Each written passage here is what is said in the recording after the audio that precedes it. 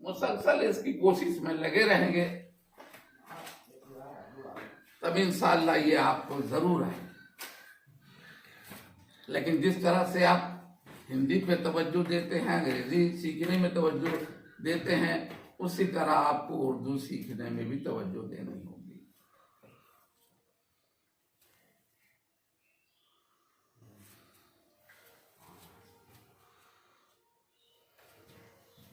جب تک آپ کا توجہ نہیں ہوگا، آپ صرف بول سکتے ہیں کیونکہ یہ آپ کی مادری زبان ہے، لیکن صحیح معنوں میں اردو جملے کا استعمال آپ نہیں کر سکتے.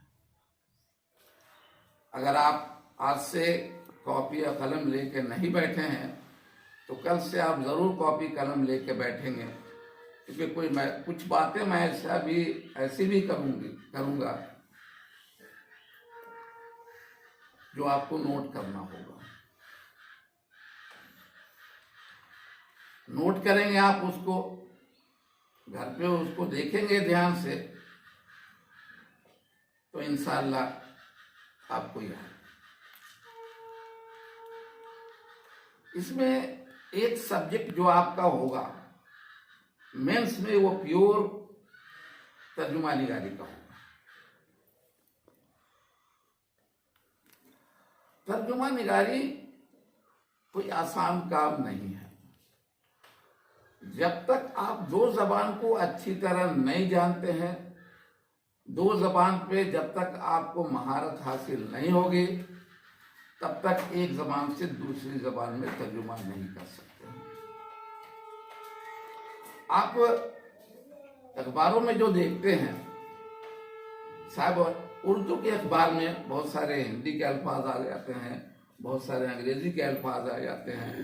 تو یہ اخبار والوں کا طریقہ ہے سمجھانے کا کہ آسانی سے جو لفظ آپ کو سمجھ میں آ جائے اس کو اپنے پیپر میں داخل کرتے ہیں.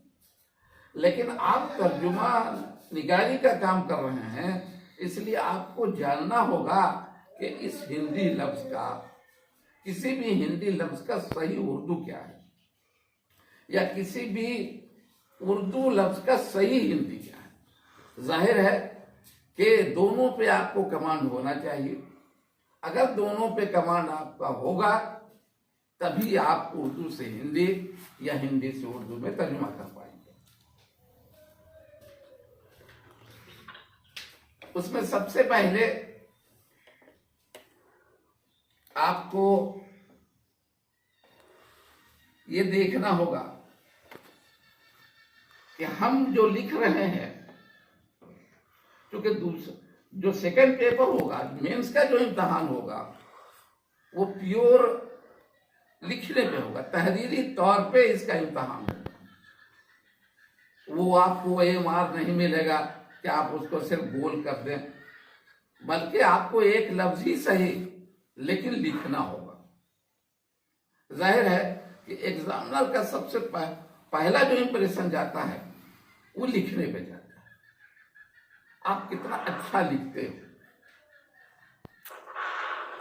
ہمارے بچے لکھ تو لیتے ہیں لیکن کہ کوڑا کی طرح.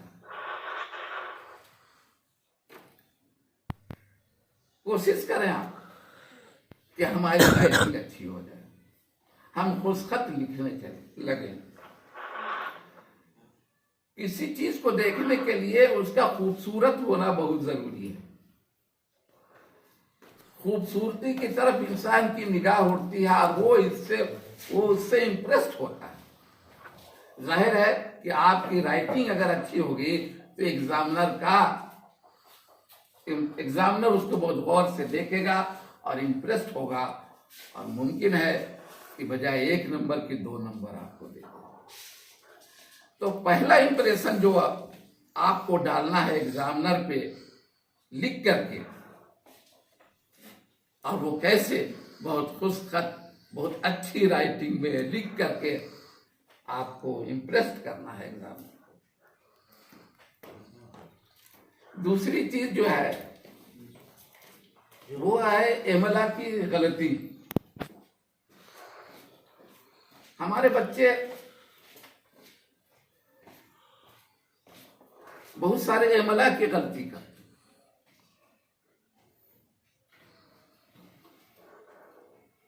कुतुब अगर लिखना है तो बड़ी काफ की जगह पे छोटी काफ लिख देते हैं, तो की जगह पे ते लिख देते हैं। तो ये इमला की गलती है, और इमला की गलती में भी आपका नंबर कट जाएगा।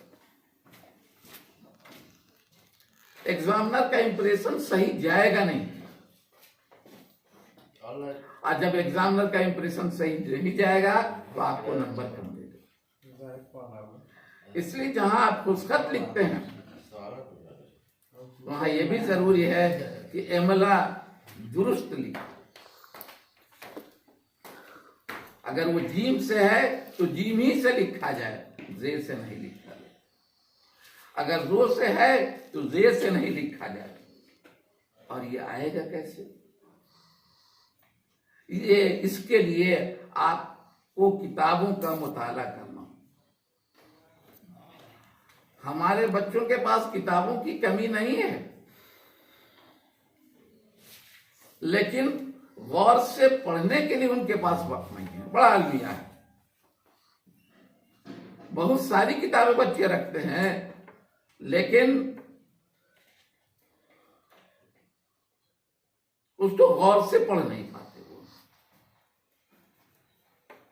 कभी कभी तो बड़ी हंसी आती है, बड़ा अफसोस भी होता है कि जो 9वीं क्लास में जो किताबें चल रही हैं उर्दू की, या 10वीं में जो किताबें चल रही हैं, अगर बच्चों से कभी पूछता हूं मैं कि वे बताओ तुम्हारी किताब का नाम क्या है, तो बच्चे ये भी नहीं बताते। लगता है कि किताबें उनके पास है, लेकिन वो नाम तक नहीं जानते। उसकी वजह सिर्फ ये है कि बच्चे किताबें तो रखते हैं, लेकिन किताबों का मुताला ध्यान से नहीं। और यही वजह है कि फ्रंट पेज पे किताब का नाम लिखा हुआ है, फिर भी वो नाम, इस किताब के नाम भी नहीं जानता। तो असल है उसको ध्यान से पढ़ने की। किताब को ध्यान से पढ़ें, तब आपका इमला दुरुस्त हो जाए। आप किसी भी उन्वान को उठा ले, 9वीं क्लास से 10वीं क्लास की किताब से, और उसमें जो जो मुश्किल अल्फाज आपको लगे उसको आप अपनी कॉपी में नोट कर लें, और फिर उसको गौर से देखें बाद में कि ये लफ्ज इस तरह से लिखा गया है, अब हम ऐसी गलती नहीं करेंगे। अगर जब्त लिखा गया है और आप नहीं समझते, जब्त को आप नोट कर लें अपनी कॉपी में कि जाद बे तू, और उसको गौर से फिर बाद में देख जाएं, ताकि जब्त लफ्ज फिर कभी आ जाए तो हम कभी जे से नहीं लिखें, कभी जीम से नहीं लिखें। और इस तरह से अगर रोजाना एक चैप्टर ही आप गौर से पढ़ते हैं और उसके तमाम मुश्किल अल्फाज को अपनी कॉपी में नोट कर लेते हैं और उसको गौर से देख जाते हैं, तो यकीन मानिए आपसे इमला की गलती नहीं होगी। लेकिन हर काम के लिए शर्त है, मेहनत। बगैर मेहनत के कुछ नहीं। कुछ बच्चे हमारे सारा क्लासेस से इसलिए जुड़ रहे हैं ताकि वो मेंस का इम्तिहान निकाल सकें। देखिए, ऐसी सोच न बनाइए, बल्कि ये सोच के हमारे क्लास से जुड़े कि हमको उर्दू सीखनी है और बेहतर ढंग से सीखनी है। हम सिर्फ आपकी मेंस की तैयारी ही नहीं कराएंगे, बल्कि उर्दू सही ढंग से लिखना और बोलना भी आपको सिखा देंगे। लेकिन शर्त है आपकी मेहनत, मेरी कोशिश।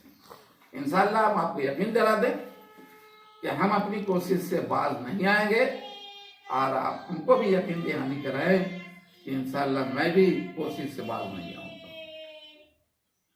अगर उस्ताद और शागिर्द के दरमियान ये दो मुआहदा हो जाता है تو میں سمجھتا ہوں کہ میرا پڑھانا بھی کامیاب ہوگا اور آپ کا پڑھنا بھی کامیاب ہوگا۔ محنت ضروری ہے، بغیر محنت کے انسان کچھ حاصل نہیں کرتا۔ اور تعلیم یہ تو ایک وسیع سمندر ہے۔ تعلیم ایک ایسا موضوع ہے جس پہ جتنی بات کی جائے کم ہے۔ تعلیم ایک ایسا موضوع ہے جس پہ جتنی بات کی جائے کم ہے، اور علم وہ شے ہے جسے جتنا حاصل کیا جائے کم ہے، اور علم وہ شے ہے جسے جتنا حاصل کیا جائے کم ہے۔ تو آپ ہم سے اگر جڑے ہیں تو اس بات کا خیال رکھیں کہ ہم علم کو ایک شے کی طرح حاصل کرنا چاہتے ہیں۔ ظاہر سی بات ہے، جو بچے جتنی کوشش کریں گے یہ شے ان کو اتنی ہی زیادہ حاصل ہو جائے۔ تو آپ عملہ کی درستگی کے لیے کتابوں کا مطالعہ بہت غور سے کریں، اور ان مشکل الفاظ کو اپنی کاپی میں نوٹ کر لیں اور اس کو اچھی طرح ذہن نشی کر لیں، تاکہ یہ لفظ دوبارہ اگر آ جائے تو پھر غلطی نہیں ہوگی۔ تیسری بات ہے جملے کی درستگی۔ دیکھیے، یہ میری مادری زبان ہے، بولنا بہت آسان ہے۔ آپ بولنے میں اگر لغزش ہو جاتی ہے کہ بجائے کتاب پڑھی جاتی ہے کہ اگر بولتے ہیں ہم لوگ کتاب پڑھا جاتا ہے تو کسی طرح چل جاتا ہے۔ ہم لوگ اس کو انگریزی میں کہتے ہیں بھائی یہ سلپ آف دی ٹنگ ہو گیا، غلطی ہو گئی۔ لیکن اگر کتاب پڑھی جاتی ہے کہ بجائے آپ کتاب پڑھا جاتا ہے لکھ دیں گے تو یہ مانا جائے گا کہ آپ کو آتے ہی نہیں ہے کہ کتاب تذکیر ہے کہ تانیث ہے۔ تو ظاہر ہے کہ جملے کو درست کرنے کے لیے جنس کا جاننا بھی بہت ضروری ہے۔ کون سے الفاظ تذکیر ہیں، کون سے الفاظ تانیث ہیں، اس کا جاننا بھی بہت ضروری ہے۔ اور میں اس میں ایک بات اور کہہ دوں کہ یہ تذکیر و تانیث کا جاننا کوئی آسان بھی نہیں ہے، مسلسل آپ کو اس کے لیے کوشش کرنی ہوگی۔ جیسے انگریزی میں پریپوزیشن لامحدود ہے، ویسے ہی اردو میں تذکیر و تانیث بھی لامحدود۔ یہ آئے گا کیسے؟ یہ دھیرے دھیرے اگر آپ رفتہ رفتہ سیکھتے سیکھتے آپ اس کو سیکھ جائیں گے، جان جائیں گے۔ کچھ طریقہ ہم آپ کو بتاتے ہیں کیسے آپ کا یہ جنس درست ہو جائے۔ پھر میں کہوں گا آپ سے کہ کتابوں کا مطالعہ کریں۔ اردو کی جو بھی کتابیں آپ کے پاس ہیں ان کتابوں کا مطالعہ کریں، اور صرف سرسری نگاہ سے نہیں بلکہ گہرائی سے اس کا مطالعہ کریں، ڈیپ اسٹڈی کریں، تو بہت ساری باتیں آپ کے سامنے چھپ جائیں۔ ظاہر ہے کہ جب آپ اردو کی کتابوں کا مطالعہ کریں گے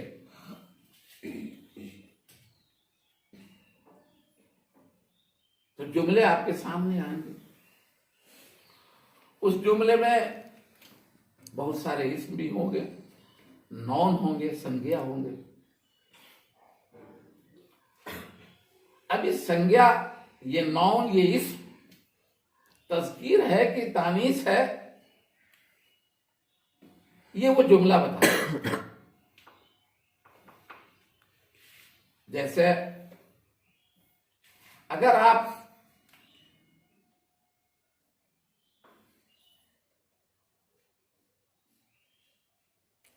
جملے کو پڑھتے ہیں تو اس میں دیکھیں کہ کون سے لفظ اس میں اسم ہے، کون سا لفظ اس میں اسم ہے، اگر اس اسم کے پہلے تو آپ نشاندہی کر لیں کہ وہ کون کون سے اسم اس جملے میں آئے ہیں. ہو سکتا ہے ایک سے زیادہ اسم بھی اس جملے میں آئے ہیں. تو آپ پہلے دیکھ لیں کہ کون کون سے اسم اس جملے میں آئے ہیں. دھیان سے سنیں گے. اگر اس اسم کے پہلے اس اسم کے پہلے کا اور کے کا استعمال کیا گیا ہے اس جملے میں تو آپ سمجھ لیں کہ وہ لفظ تذکیر ہے. اگر اس اسم کے پہلے کی کا استعمال کیا گیا ہے تو آپ سمجھ لیں کہ وہ اسم تانیث ہے. ہر جاندار شے کے لیے ہم لوگ مذکر اور مؤنث کا استعمال کرتے ہیں اور اس کا جنس جاننا اس کا جنس ہم لوگ دیکھ کے جان جاتے ہیں. لیکن بے جان چیز کو دیکھ کے ہم اس کا جنس نہیں جانتے بلکہ کتابوں کے مطالعے سے یہ جان جاتے ہیں کہ لفظ تذکیر ہے کہ تانیث. تو ہم لوگ اس میں بے جان چیز کے لیے مذکر و مؤنث کا استعمال نہیں کر کے تذکیر و تانیث کا استعمال یا ایک دوسرا لفظ ہم لوگ استعمال کرتے ہیں مذکر حقیقی اور مذکر غیر حقیقی. مذکر حقیقی جاندار کو کہتے ہیں اور مذکر غیر حقیقی بے جان کو کہتے ہیں. مذکر حقیقی لفظ کتا لے لیجئے تو یہ مذکر حقیقی ہے. بکری لے لیجئے تو یہ مؤنث حقیقی ہے. یہ مؤنث حقیقی ہے. اور اگر کوئی بے جان چیز آپ لیتے ہیں جیسے کتاب تو یہ مؤنث غیر حقیقی ہے. تو ہم لوگ جاندار کے لیے مذکر اور مؤنث کا استعمال کرتے ہیں اور بے جان کے لیے تذکیر و تانیث کا استعمال کرتے ہیں. اور ان دونوں کو چھوڑ دیں تو پھر ہم لوگ ایک تیسرا لفظ استعمال کرتے ہیں مذکر حقیقی مذکر غیر حقیقی مؤنث حقیقی مؤنث غیر حقیقی. بکری اگر مؤنث حقیقی ہے تو کتاب مؤنث غیر حقیقی ہے. کیونکہ بکری جاندار ہے اس لیے مؤنث حقیقی ہے اور کتاب بے جان ہے اس لیے وہ مؤنث غیر حقیقی. تو ایک طریقہ تو ہم نے یہ بتایا کہ آپ جنس کسی بھی اسم کا جنس کیسے پکڑیں گے کہ یہ جنس کیا ہے اس کی. تو پھر ایک بار میں کہوں گا آپ سے کہ کتابوں کا مطالعہ بہت دھیان سے کریں. اگر اس جملے میں کئی اسم آئے ہیں تو پہلے کئی اسم کی نشاندہی کر لیں اور پھر دیکھیں کہ اس کے پہلے اگر کے کا استعمال ہوا ہے تب تو وہ مذکر ہے تب تو وہ تذکیر ہے. اگر اس کے پہلے ٹھیک اس اسم کے پہلے کی کا استعمال ہوا ہے تو سمجھ لیں کہ وہ مؤنث ہے تانیث. ٹھیک اسی طرح سے اگر لفظ میرا اور میرے ہے اس کے پہلے اس اسم کے پہلے میرا یا میرے ہے تو سمجھ لیجئے وہ تذکیر ہے. اور اگر میری ہو جائے سمجھ لیجئے وہ تانیث. ٹھیک اسی طرح سے ہمارا یا ہمارے ہو اس اسم کے پہلے ہمارا یا ہمارے ہو تو سمجھ لیجئے کہ وہ اسم تذکیر ہے. اور اگر ہماری ہو جائے تو سمجھ لیجئے وہ لفظ تانیث. ٹھیک اسی طرح سے اس کا اور اس کے کا استعمال اس اسم کے پہلے ہو جائے تو سمجھ لیجئے وہ تذکیر ہے. اور جیسے ہی وہ اس کے پہلے اس کی کا استعمال ہو جائے تو तो समझ लीजिए वो तानीस। ठीक उसी तरह से अगर तुम्हारा और तुम्हारे, उस इसम के पहले तुम्हारा या तुम्हारे का इस्तेमाल हो जाए तो समझ लीजिए वो तज़कीर है, और अगर उस इसम के पहले तुम्हारी का इस्तेमाल हुआ तो समझ लीजिए कि वो तानीस है। लेकिन उस जुमले के पढ़ने में कहीं पर ऐसा भी होगा कि जुमला तो पूरा पढ़ गए, कहीं इसम भी उसमें आए, लेकिन उस जुमले से ये पता नहीं चल रहा है, उसके पहले काके की भी नहीं है, उसका उसकी उसके भी नहीं है, मेरा मेरी मेरे भी नहीं है, तुम्हारा तुम्हारे तुम्हारी भी नहीं है, तो फिर हम कैसे समझें कि ये लफ्ज तज़कीर है कि तानीस है? जरा मुश्किल है। और ऐसे जुमले आपको मिलेंगे, ऐसे जुमले आपको मिलेंगे।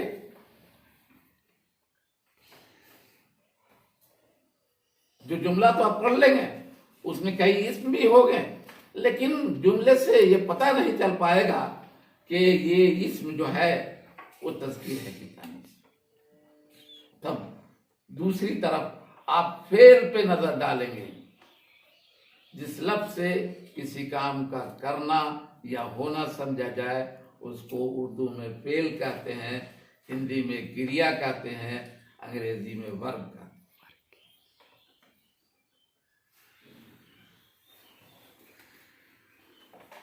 अब आप उस फेल पे नजर डालेंगे तो आप देखेंगे कि ये फेल किसके लिए आ रहा है।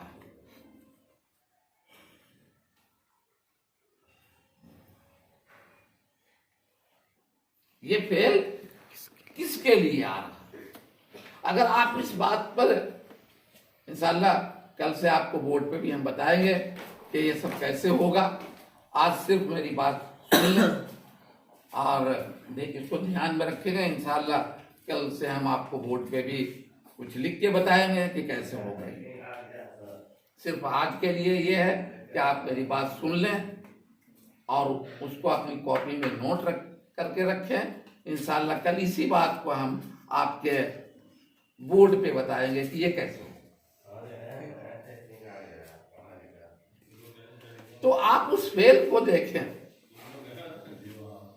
अगर उस फेल से आप समझ लेते हैं कि ये इस फला इसम के लिए ये फेल आया है, तो अगर कहीं पे खाती आया है तो समझ लीजिए वो फेल, वो तानीस है फेल। जाहिर है किसी तानीस के लिए ही वो फेल का इस्तेमाल हुआ। अगर वो फेल तज़कीर है, खाता है अगर आ गया, तो आप समझ लेते हो कि वो तज़कीर है, और उस तभी आप ये भी समझ लेते हो कि ये किसी तज़कीर के लिए ही आ रहा है। तो आप दो तरह से चीज देख सकते हैं कि ये कैसे हुई। लेकिन अगर न उसका, उसकी, उसके, न मेरा, न मेरे, न मेरी, इसमें से कोई लफ्ज इसम के पहले भी नहीं है, और फेल से भी ये नहीं पता चल रहा है कि ये तज़कीर है कि तानीस है। जाहिर है कुछ जुमले ऐसे भी होंगे कि जिसमें आपको ये दो तरीका जो मैंने बताया, उस तरीके में जुमला आपको क्लियर नहीं हो पाएगा कि इसमें ये लफ्ज जो इसम है वो तज़कीर है कि तानीस है। तब मैं आपसे ये कहूँगा कि अगर जुमला पढ़ने के बाद ये वाज़ेह नहीं हो पाए कि साहब ये लफ्ज तज़कीर है कि तानीस है, तो आप अपनी कॉपी में उसको नोट कर लें उस जुमले को, और करीब के किसी उस्ताद से जानने की कोशिश करें कि ये लफ्ज तज़कीर है। क्योंकि जुमले से ये पता नहीं चल रहा है, जुमले से ये पता नहीं चल रहा है कि लफ्ज तज़कीर है कि तानीस। जरा आप बता दें, तब आप जान जाएं। हमारे बच्चों में कुछ खराबी ये भी है, इंसान कुछ कितना भी सीख जाए لیکن اس کی تعلیم ادھوری ہے. تعلیم ایک ایسی چیز ہے، یعنی اس کو یوں کہہ لے کہ تعلیم ایک سمندر ہے. سمندر میں دیکھتے ہیں آپ، تا حد نظر دیکھتے ہیں تو پانی ہی پانی نظر آتا ہے، اور اس سمندر میں آپ کی تعلیم ایک قطرے کی مانند ہے. آپ اندازہ لگاؤ کہ اس سمندر میں ایک قطرے کی کیا حیثیت ہے. انسان پوری زندگی سیکھتا رہتا ہے، لیکن بس وہ اتنا ہی سیکھتا ہے جتنا سمندر میں ایک قطرہ. اور سمندر میں ایک قطرے کا کوئی وجود نہیں ہے، لیکن انسان بڑا فخر محسوس کرتا ہے. ہم بہت جانتے ہیں، بہت نازا ہے وہ کہ ہم بہت کچھ جانتے ہیں. جس دن آپ نے یہ غلط فہمی اپنے اندر پیدا کر لیا کہ ہم بہت کچھ جانتے ہیں، اس دن آپ سیکھنا چھوڑ دیں گے. اور جب تک آپ کو اس بات کا احساس رہے گا کہ ہم نہیں جانتے ہیں، تب تک آپ آخر تک سیکھتے رہیں.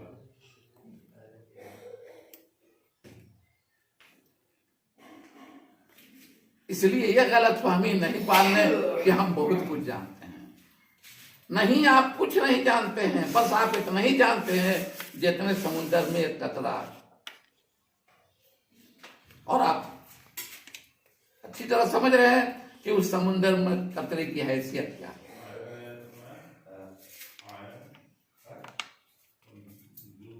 اس لیے اللہ کے رسول جناب محمد رسول اللہ صلی اللہ علیہ وسلم نے فرمایا، اطلبوا العلم من المہد الی اللحد.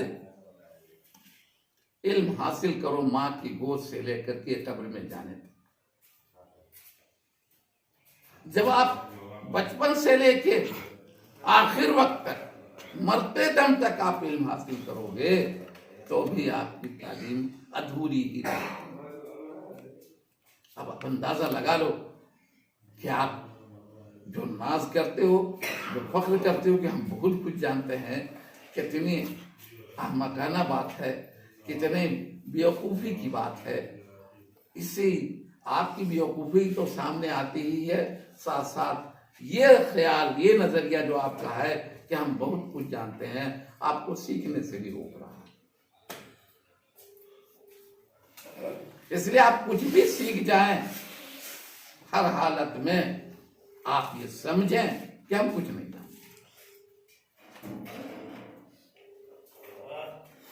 ایک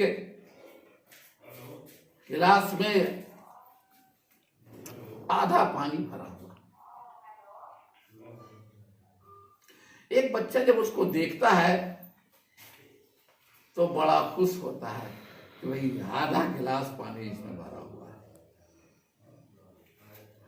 اور جب دوسرا بچہ اسی کو دیکھتا ہے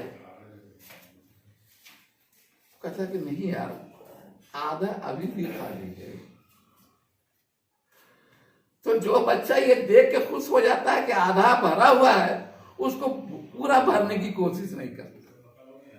اور جو بچہ یہ سمجھتا ہے کہ نہیں بھئی ابھی آدھا یہ خالی ہے، تو اس کو بھرنے کی کوشش کرتا ہے. آپ کی تعلیم ویسے ہی ہے کہ اگر آپ تعلیم حاصل کر رہے ہو اور آپ یہ سمجھتے ہو کہ ابھی باقی ہے کچھ بھرنا، تبھی آپ آگے کی طرف کوشش کرتے ہو. اور اگر آپ نے یہ سمجھ لیا کہ صاحب اتنا تو آ ہی گیا ہم کو، تو پھر آپ کوشش کرنا بھی بند کرتے ہیں، جس میں سراسر آپ کا نقصان ہو. تو آپ ہم سے اگر جڑے ہیں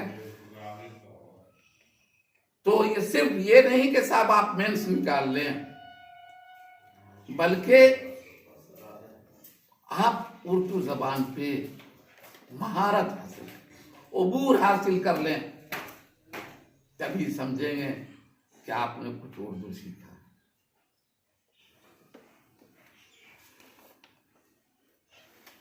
صرف مینس کی تیاری کے لیے میں نہیں پڑھاتا ہوں، بلکہ اس لیے بھی پڑھاتا ہوں کہ آپ کو صحیح ڈھنگ سے اردو آ جائے، آپ صحیح ڈھنگ سے اردو سیکھ جائیں، اور اس کے لیے پوری توجہ کے ساتھ، جیسے آپ میتھمیٹکس سیکھتے ہو، جیسے آپ سائنس سیکھتے ہو، جتنی توجہ کے ساتھ جتنی توجہ اس پہ آپ دیتے ہو، جتنا دھیان اس پہ آپ لگاتے ہو، اس سے کم توجہ آپ اس پہ مت ڈالو، ورنہ یہ اردو کے ساتھ ناانصافی ہوگی۔